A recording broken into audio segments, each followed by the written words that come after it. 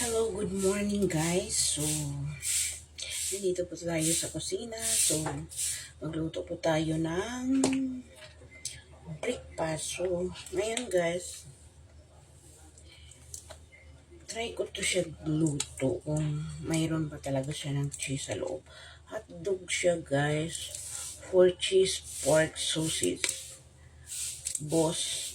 4 cheese pork sausage. So, try ko siya luto yung ano siya. Kaling Korea, so boss, uncle boss. So, tryin natin kung totoo bang madami siyang cheese. Let's go! Ito. Buksan natin.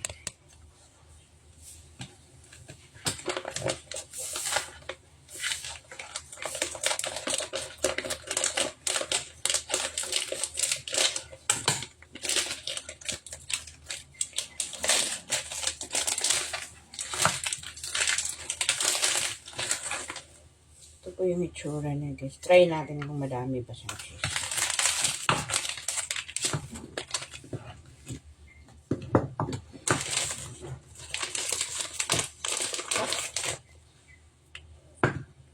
So, pakuluan lang kasi natin siya, guys. Pakuluan natin tapos lagyan ng unting oil.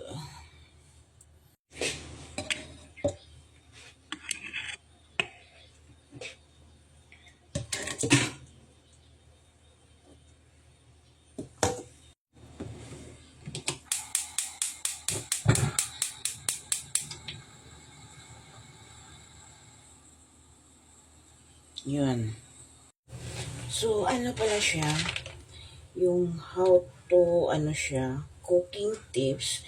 So, pwede para siya ng i-grill. Pwede siya i-boil. So, pwede siya i-oven. Yun guys, pwede siya i-oven pero hindi siya i-overcook siya guys. Kasi yun nga, lumalabas yung madaming cheese. So, tingnan natin kung madami siyang cheese. So, itong ginagawa ko, boil kasi. So, galing ito Korean siya guys. Hindi ko maintindihan yung salita pero may English siya. So, ang ano na siya, Uncle Boss for cheese pork sausage siya. So, try natin kung ano. Kasi mahilig ako ng cheese. So, sa isang box niya, 4 lang. O, 3 lang naman. Ba't nakalagay 4? 3 lang. So, try natin guys. Yun, malapit na maluto.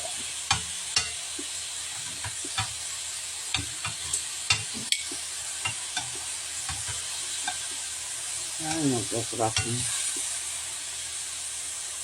So, i-off na natin guys. Kaya nag-crack na.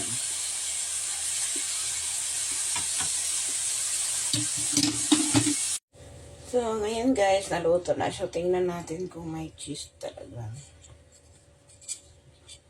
So, chichiran!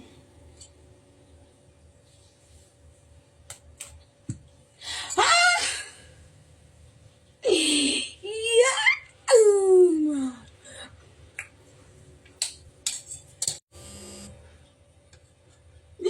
Yes, totoo, may cheese!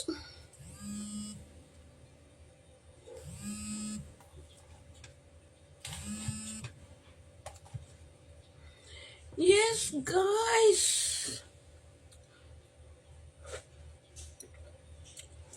Yes, ang daming cheese!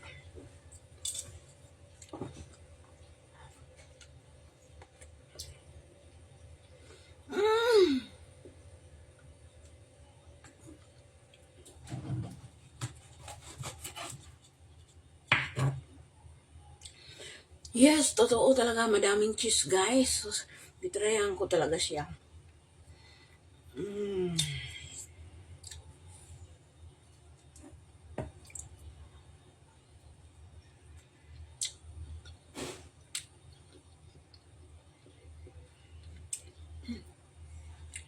Maapaw ang cheese. Yun, totoo talaga. Madaming cheese. Yun. Nakita ko na talaga totoo, madaming cheese. Kitrayan ko lang siya luto. Totoo bang madaming cheese? So, ngayon, approve, madaming cheese. So,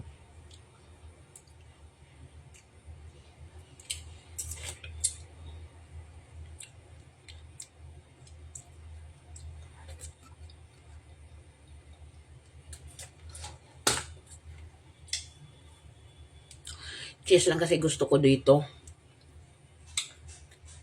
Tinignan ko lang sa totoo man. Madaming cheese! Thank you for watching.